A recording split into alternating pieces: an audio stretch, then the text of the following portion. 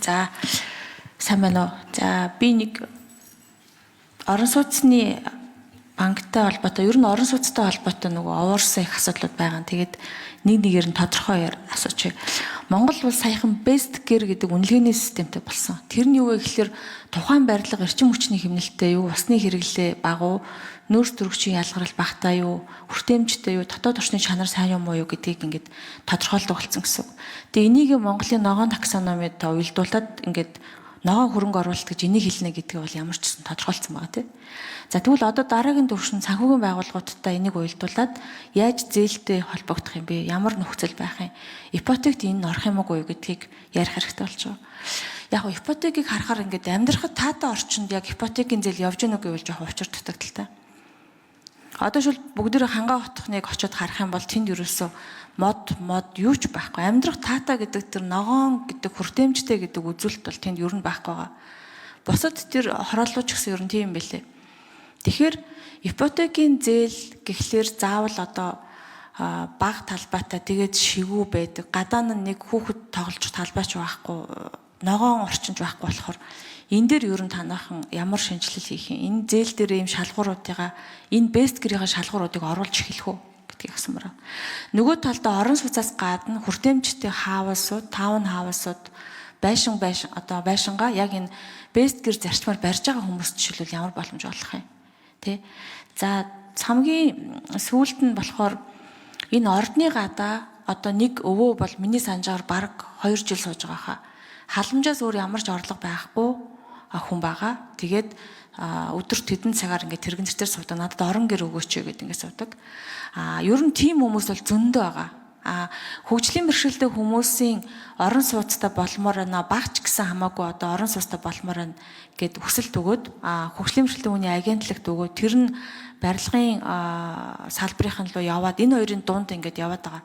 Тэрийг хүлээж байгаа маш олон хүмүүс байгаа. Тэгэхээр группийн орлоготой хүмүүс халамжийн орлогоос өөр орлохгүй хүмүүст ямар бололцоо бий болох вэ? За ажил хийдэг мөртлөө хөгжлийн бэрхшээлтэй хүмүүст жишээлбэл ажил хийвэл дэмжиж гэдэг бодлого байгаа шүү дээ. Тэгэхээр ажил хийдэг мөртлөө хөгжлийн бэрхшээлтэй хүмүүст ипотекийн ядаж оочрыг нь жоохон түлхүү явуулаад өгөөч гэдэг. Монгол банкнд бол бид нар тийм өсөлт энэ төр өгсөн шүү дээ. Гэр бүлийн яамнаас бүр явсан байгаа. Тэгэхээр эдгээр энэ дөрвөн асуудлыг яг нэг дараалтаа хариулаад өгөөч. Тэгвэл нөгөө үзэж байгаа, хүлээж байгаа хүмүүст бас ойлгомжтой мэдээлэл болж очих байх гэж бодож байна. За, Батхан болон сайд хариулъя. За, Саран чулуун гишүүний асуултанд хариулъя. За, эхнийх нь best gear тэр нөгөө ногоон зээлийн шаардлага. Тэгэхээр энэ орон сууцны санхүүжилтийн төрөлцсөн банкны тухай хуулийн 22-ийн 3-ын 2-т ногоон зээлийн шаардлагыг хангасан байдлыг тэргүүн ээлжинд харгалзаж одоо энэ зээл олголтоо хийнэ гэсэн ийм одоо заалт орсон байна. Тэгээд энэ заалтыг бид нэр одоо баримтласнаар бид илүү ногоон зээл рүү төвлөрнө гэж ингэж одоо ойлгож байна. За ер нь зүгээр энэ амны орон сууцнд ая тухтай амьдрах энэ ногоон барилгын асуудлыг бол түрүүн бас хэлсэн барилгын тухай хуулинд бол нэлээдгүй одоо хуучин бол манай хууль эргэцэн хүрээнд энэ ногоон барилга ногоон одоо зээл энэ амны орон сууцны асуудал тусгагдаагүй байсан юм аа. Тэгэхээр барилгын хуулинд бол нэлээдгүй одоо тодорхой хэмжээнд тусгагдаж орж байгаа гэдгийг бас танд хэлье. За энэ хөгжлийн бэрхшээлтэй иргэдийн асуудлаар 2025 оны үндэсний статистикийн хороо болон гэр бүл хөдөлмөр нийгмийн хамгааллын яамнаас гаргасан судалгаагаар Монгол улсын хэмжээнд нэг оролцоогоор 106 мянган орчим хөгжлийн бэрхшээлтэй иргэн байх шиг байна. За үүний 63% орчим хувь нь орон сууцгүй байна. 40 орчим хувь нь одоо инженерийн шугам сүлжээнд холбогдсон ийм одоо орон сууцнд амьдэрдгийм байна гэсэн ийм судалгаа гарсан. Орон сууцны санхүүжилтийн тухай хуулийн төслийн төсөлд болохоор нийгмийн орон сууц, хөлсний орон сууц, за бусад одоо хөслөөд өмчлөх энэ зохицуултуудыг одоо бид нар тусгасан байгаа. Төрөөс хэрэгжүүлж байгаа төслүүд буюу энэ хоёр хууль батлагдсанараа 20% хүртэлх одоо хувийг төрийн орон сууцны санд авна гэдэг нь 2026 оны 80 засгийн газрын 81-р тогтоолоор одоо бид нар батлуулсан. За төрийн өмчийн орон сууцыг иргэнд хөслүүлэх, өмчлүүлэх журмын дагуу хөгжлийн бэрхшээлтэй иргэнд олох одоо код 5% байсныг бид нар бас энэ журмаараа 10% болгосон ийм одоо амжилттай энэ журмыг бас батлуулсан байгаа гэдгийг бас хэлье. За дараагийн нэг асуудал энэ ордны гадаас 2 жил сууж байгаа энэ одоо халамж авахаас өөр хөдөлмөр эрхлэх ийм боломжгүй нэг одоо хүний асуудлыг ярьж байна. Яг энэ хуулийн зүйл заалт дээр бид нэр оруулж өгсөн энэ нийгмийн орон сууц гэдэг одоо зохицуултыг оруулж ирсэн. Тухайн орон сууцны төслийн 5 хүртэлх хувь байна, 30 м2 байр байна гэдэг. Тэгэхээр энэ нийгмийн орон сууц гэдэг маань яг таны саяны асуусан энэ одоо халамж бөгөөд бусад одоо хөдөлмөр эрхлэх ийм одоо боломжгүй болсон иргэдийг бид нэр саяны ярьсан 26-ны 81-р тогтоолоор одоо бид нар сонгон шалгаруулалтын журмаар одоо аваад явнаа. Бид нэр энэ журамда 9 одоо бүлгийг зааж өгсөн байгаа учраас тэр 9 бүлгийн тухайлсан квотууд дээр бид нэр одоо хүсэлтийг авч захимаар сонгон шалгаруулах ийм ажиллагаа. За Саранчулуун гишүүн тодруулж асууя. За баярлалаа. За 9 бүлэг гэж байна. Одоо бол яг хүмүүс маш их хүлээж байгаа болохоор ойлгомжтой бүр тодруулаад өгчтэй. Тэгэхээр тодорхой тоотой байдаг. Орон сууцнд юм уу яг энэ хүртээмж хангаагүй учраас гэр хороолдоо амьдарч чадахгүй байгаа байшин гэрээсээ гарч чадахгүй байгаа хүмүүсийн хувьд бол өдөр хоног тоолж хүлээж байгаа байхгүй. Тэгээд тэднэрт бүгдээрэнд нь хүрэх хэсгийг би мэдэхгүй байхгүй. Хідэн ширхэг хүн орон гэртээ болох боломжтой. Нийгмийн сууцныхын тоо хэрэгтэй байгаа. Тэр нь аль дүүрэг байхын гэдэг мэдээлэл хэрэгтэй байгаа. За дахиад бүр лавлчээ.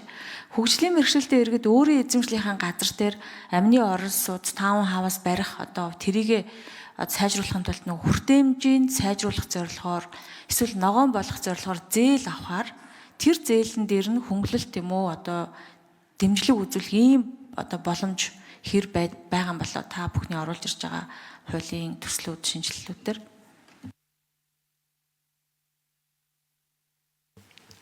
За Батан улан сайд хариулъя. За би эхний асуултанд нь хариулъя. Тэгээ ажлын хэсэг Монгол банк сангийн хариулах бах.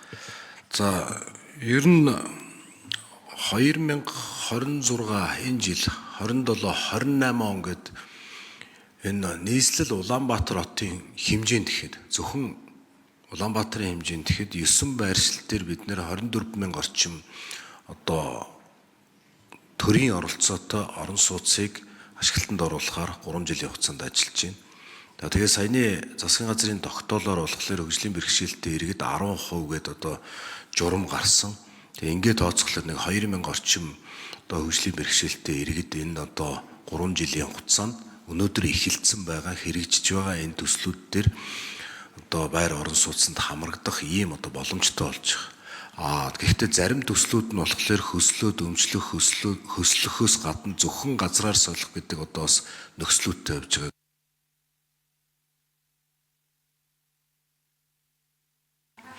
За ажлын хэсэг. За 3. Эндрийн 3. За Саранчулуун гишүүний асуултад хариулъя. Хөгжлийн бэрхшээлтэй иргэдэд ямар дэмжлэг энэ төр байх вэ гэж. Хуулийн төслийн 21-ийн 5 дээр орон сууцчлалтын бодлогыг бол төрөөс баримтлах орон сууцчлалтын бодлогыг засгийн газар батлна. Засгийн газар бол батлахдаа энэ орон сууцчлалтын энэ бодлого нь илүү одоо нийгмийн зорилтод бүлэг тэнд дурдаа тэр дундаа хөгжлийн бэрхшээлтэй иргэдийн нийгмийн асуудлыг хэрхэн шийдвэрлэх тэдгээрт ямар хөрөнгөлөлт тусламж дэмжлэг үзүүлэх вэ гэдгийг бол засгийн газар өөрийн одоо тухайн бодлогоор бол баталгаар хуулийн төсөлд бол оруулж өгсөн байгаа. Хэрвээ тухайн бодлого нь гараад нийгмийн хамгаалал хөтөлмөрийн яам болон барилга хотоогоолтын яам энэ бодлогоороо батлаад одоо хөгжлийн бэрхшээлтэй иргэдэд одоо тодорхой хэмжээний хөнгөлт үзүүлээд явах юм бол арилжааны банкуд болон орон сууцны санхүүжилтийн төрөлцсөн банкнаас олгогдож байгаа зээл бол яг тухайн бодлогын хүрээнд бол тухайн дэмжлэгүүдийг бол агуулаад явна. Тэг бодлогоо дотор. За